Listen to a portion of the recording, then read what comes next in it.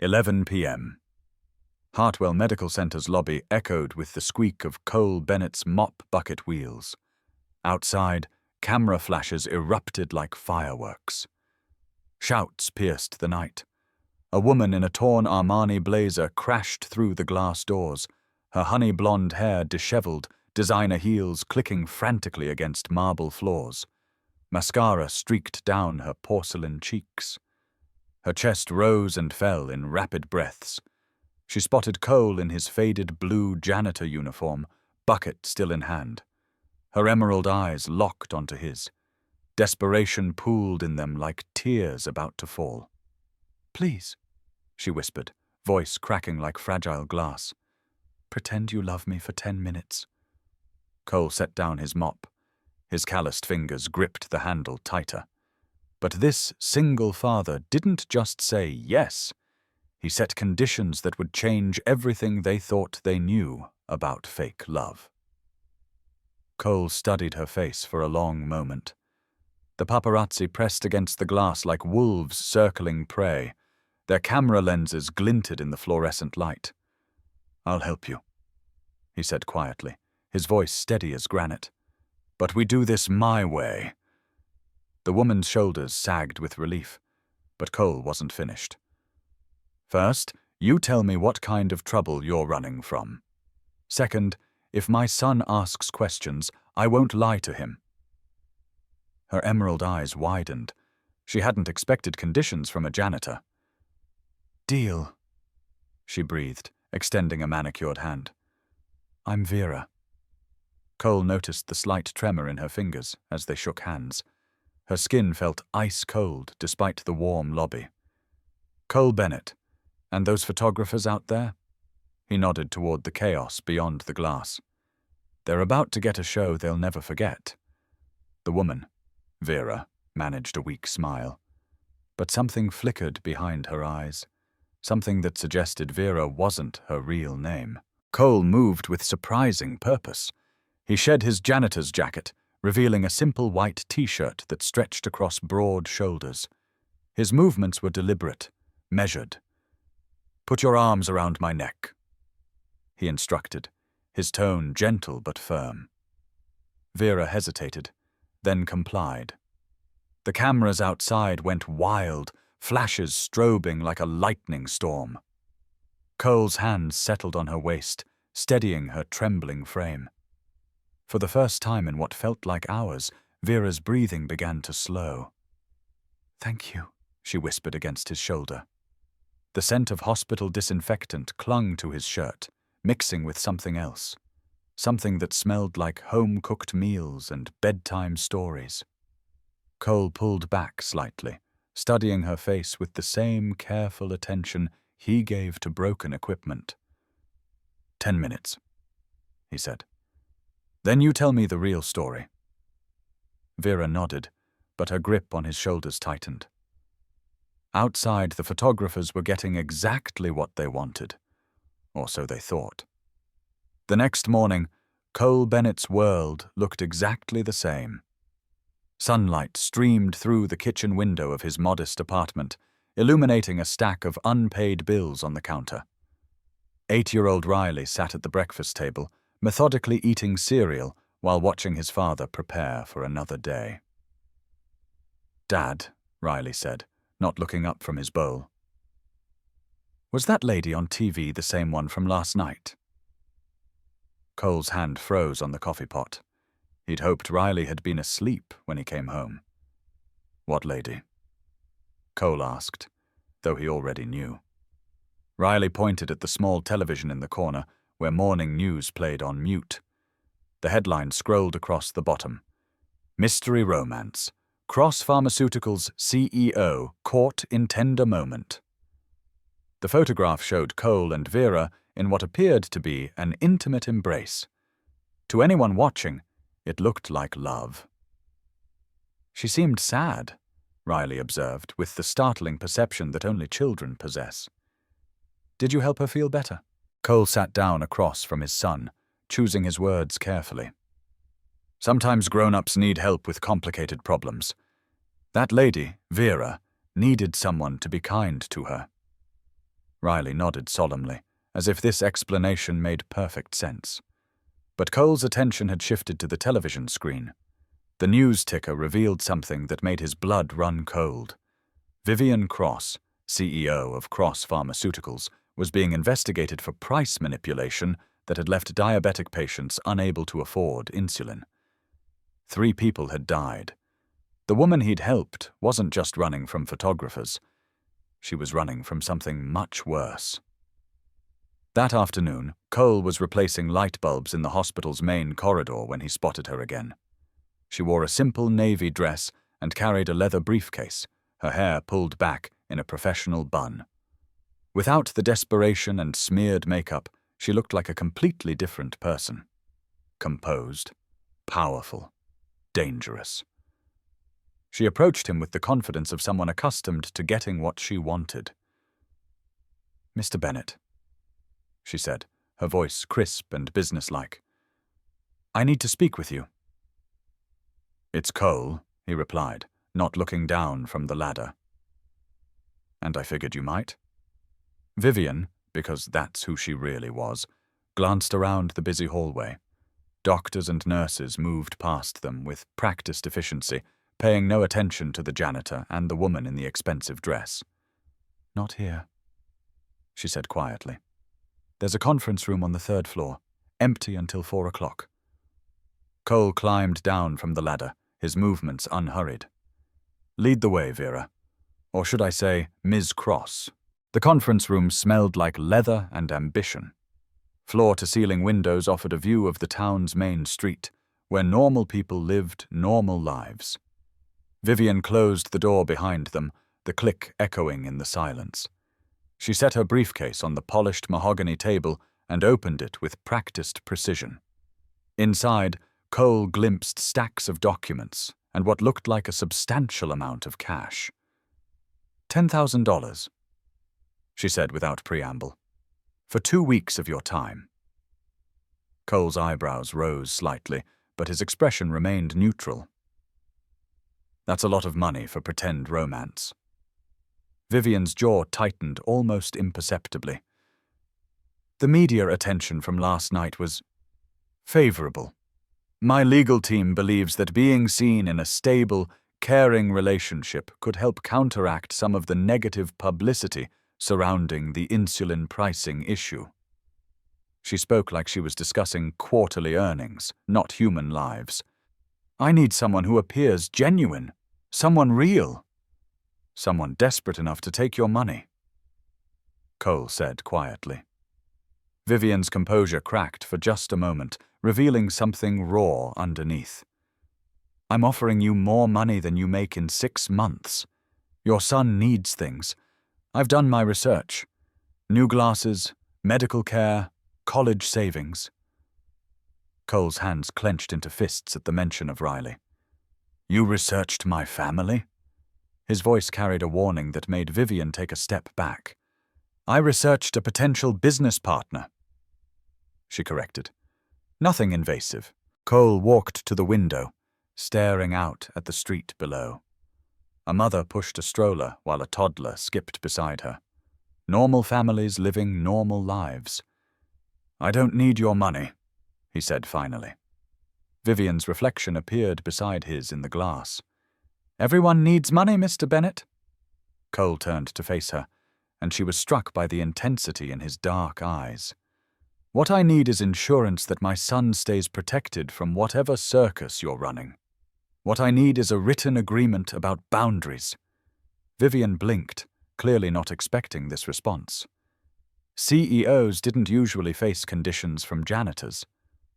"Boundaries," she repeated slowly.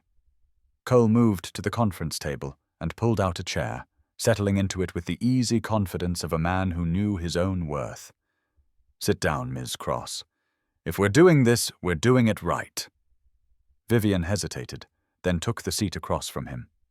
For the first time in years, she wasn't the one controlling the conversation. "First," Cole began, his voice steady and sure, "no photographers inside my home. Riley's space stays sacred." Vivian nodded, already reaching for a legal pad from her briefcase. Second, we don't lie to my son.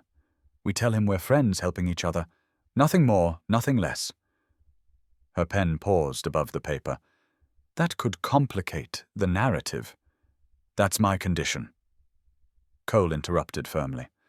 Third, public appearances happen at neutral locations, parks, restaurants, places where normal couples actually go. Vivian scribbled notes, her lawyer-trained mind already working through the implications.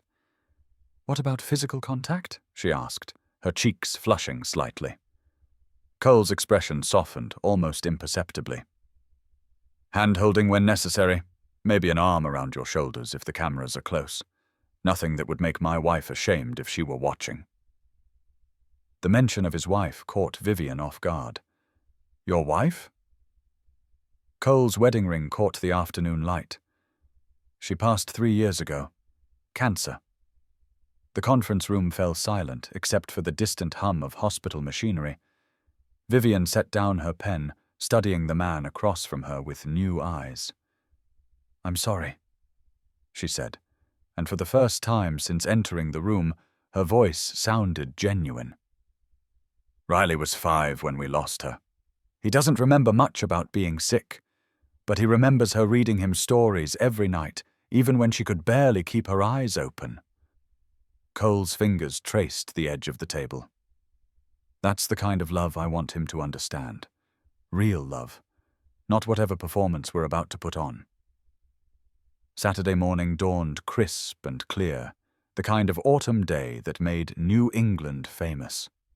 Cole arrived at Millbrook Park early, watching Riley climb the jungle gym with the fearless enthusiasm of childhood. Other families dotted the landscape, parents pushing swings, couples walking dogs, teenagers playing frisbee. Normal people living normal lives, blissfully unaware that they were about to become unwitting participants in an elaborate performance. At exactly 10 a.m., a silver Honda Civic pulled into the parking lot. Cole almost didn't recognize Vivian as she stepped out. Gone was the power suit and professional armor. Instead, she wore dark jeans, white sneakers, and a soft blue sweater that brought out her eyes. Her hair fell loose around her shoulders, and her face was free of the heavy makeup that had streaked down her cheeks 3 nights ago. She looked younger, more vulnerable, and surprisingly ordinary. Riley noticed her immediately. Dad, is that your friend? Vivian approached cautiously, like someone who wasn't entirely sure how to interact with children. Riley, Cole said, his hand resting protectively on his son's shoulder. This is Vera. She's the friend I told you about. Riley studied Vivian with the unfiltered curiosity of an 8-year-old. You look sad, he announced matter-of-factly. Are you okay? Vivian crouched down to his eye level, something flickering across her face that might have been surprise. I am a little sad, she admitted, but spending time with you and your dad might help me feel better. Riley nodded sagely, as if this made perfect sense. Dad says when people are sad, sometimes they just need someone to be nice to them. He held out his hand to Vivian. Do you want to see the really good swings? They go super high. Vivian looked at the small hand extended toward her, then up at Cole, who nodded encouragingly. I'd love to, she said, taking Riley's hand. The gesture seemed to surprise her with its simplicity. For the next hour, Cole watched something extraordinary unfold. Vivian, the woman who commanded boardrooms and manipulated stock prices, was being taught the finer points of playground politics by an 8-year-old. Riley showed her how to go down the slide backwards, explained the unwritten rules of the monkey bars, and demonstrated the proper technique for making shapes in the sandbox.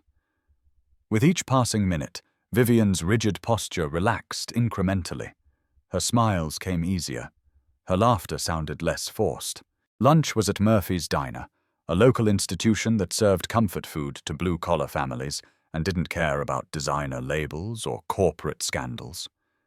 Cole chose a corner booth where they could talk without being overheard, though he noticed several patrons glancing their way. Small towns had long memories and efficient gossip networks. Vivian sat across from Riley, helping him decide between a grilled cheese sandwich and chicken nuggets, while Cole studied the way she interacted with his son. But their peaceful bubble was about to burst. On Thursday afternoon, as Cole was replacing air filters in the pediatric wing, Dr. Harrison pulled him aside. "Cole, I need to speak with you privately." The doctor's expression was grim, and Cole felt a familiar knot of anxiety form in his stomach. They stepped into an empty patient room, and Dr. Harrison closed the door behind them. "I've received some calls about your relationship with Ms. Cross." Cole's expression remained neutral, but his hands stilled on the filter he'd been installing. "What kind of calls?" Dr. Harrison shifted uncomfortably. "The kind from hospital board members who are concerned about the institution's reputation. Cross Pharmaceuticals is under federal investigation, Cole. Being associated with their CEO, even romantically, puts the hospital in a difficult position." The words hit Cole like cold water. "Are you firing me?" "Not yet," Dr. Harrison said carefully. "But I'm being pressured to review your employment status. The board feels that your relationship with Ms. Cross creates a conflict of interest, especially given the hospital's pharmaceutical contracts." Cole set down his tools, his movements deliberate and controlled. "How long do I have?" Dr. Harrison's expression was genuinely sympathetic. "I'm trying to buy you time, but realistically, if this relationship continues and the media attention doesn't die down, I'll have to make a decision within the week." Friday evening at Murphy's Diner, Vivian looked like she hadn't slept in days. Dark circles shadowed her green eyes, and her usually perfect appearance was disheveled. She clutched a coffee cup like a lifeline, her hands shaking slightly. Cole slid into the booth across from her, noting the way other diners pretended not to stare. "What's wrong?" he asked without preamble. Vivian's laugh was bitter and sharp. "Where do I start?" She pulled out her phone and showed him a news article with the headline, "Fake Romance. Inside Source Reveals CEO's Elaborate PR Scheme."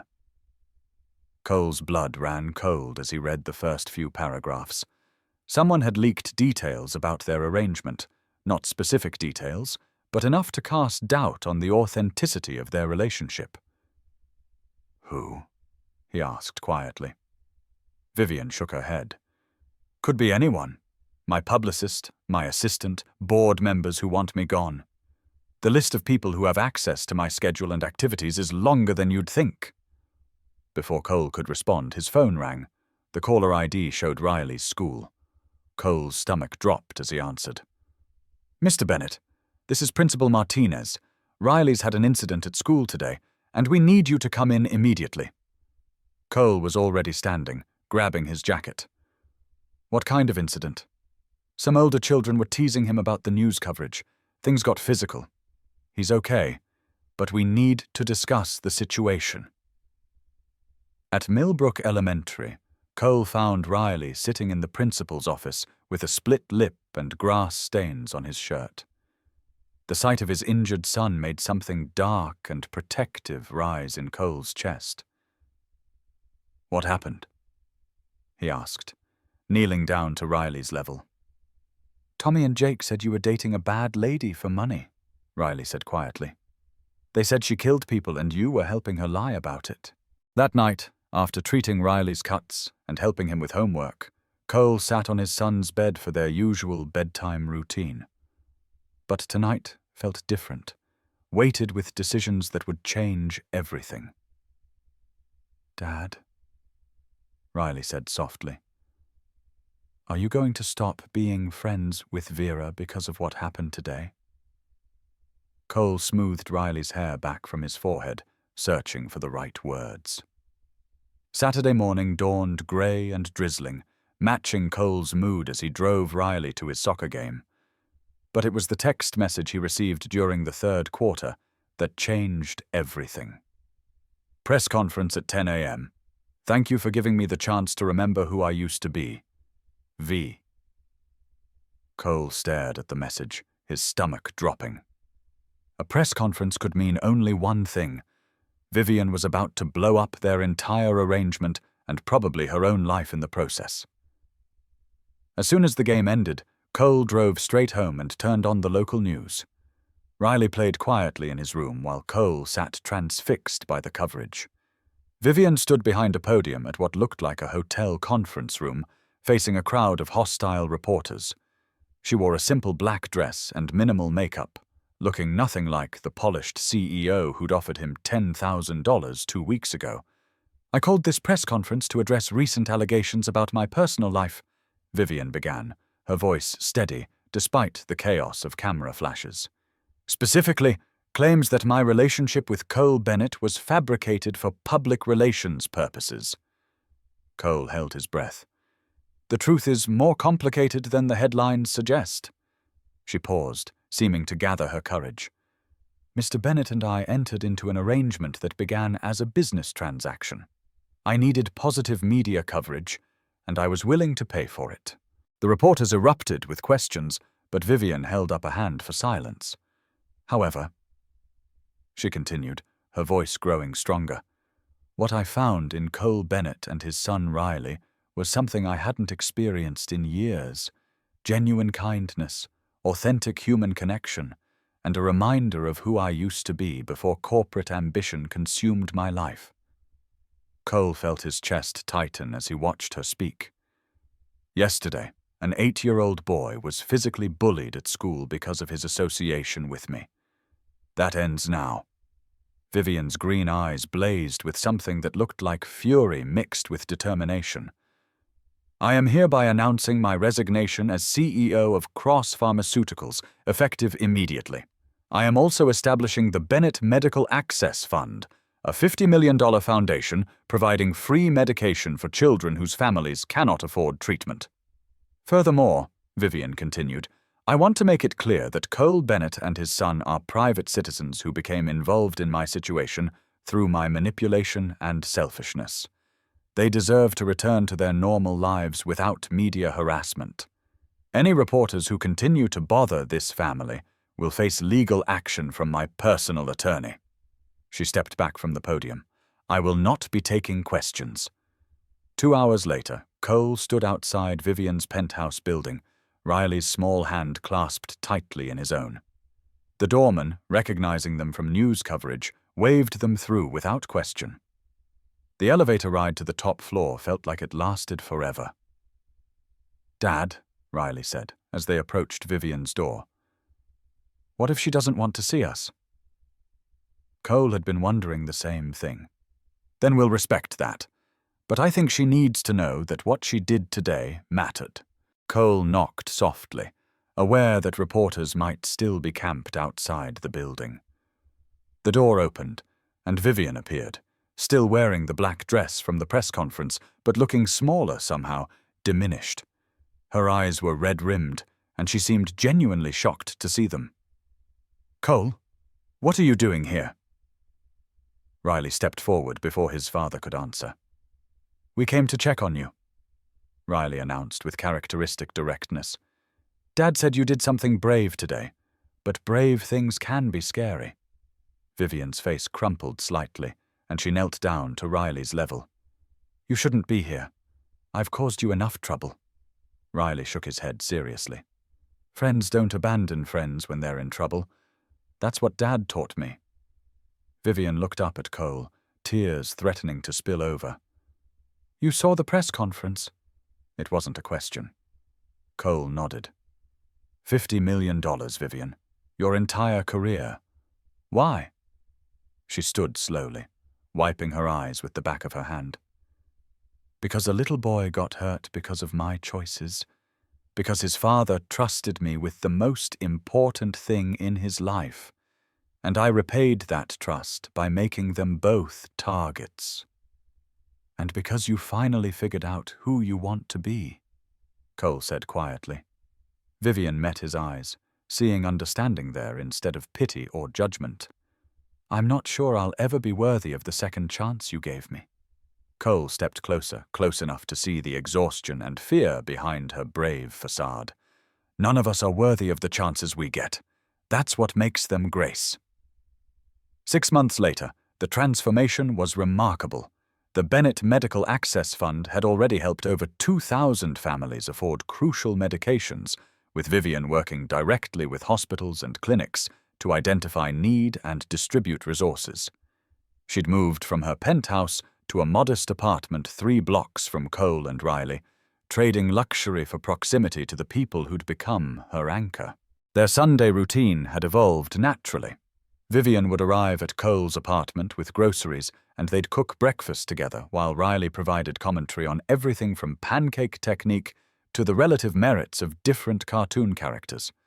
They'd spend the day doing ordinary things, hiking, visiting museums, working in the community garden they'd started behind Riley's school, normal family activities that felt revolutionary to someone who'd spent decades in boardrooms. "Vera," Riley said one Sunday afternoon as they planted tomatoes in the school garden, "do you miss being important?" Vivian paused in her digging, considering the question seriously. Around them, other families worked their plots, kids laughing and parents chatting about homework and sports schedules. "I used to think being important meant having power over other people," she said finally. "But I think I was wrong."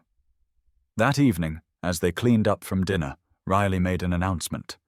"I'm doing my family tree project for school, and I want to put Vera on it. Is that okay?" Cole and Vivian exchanged glances over his head.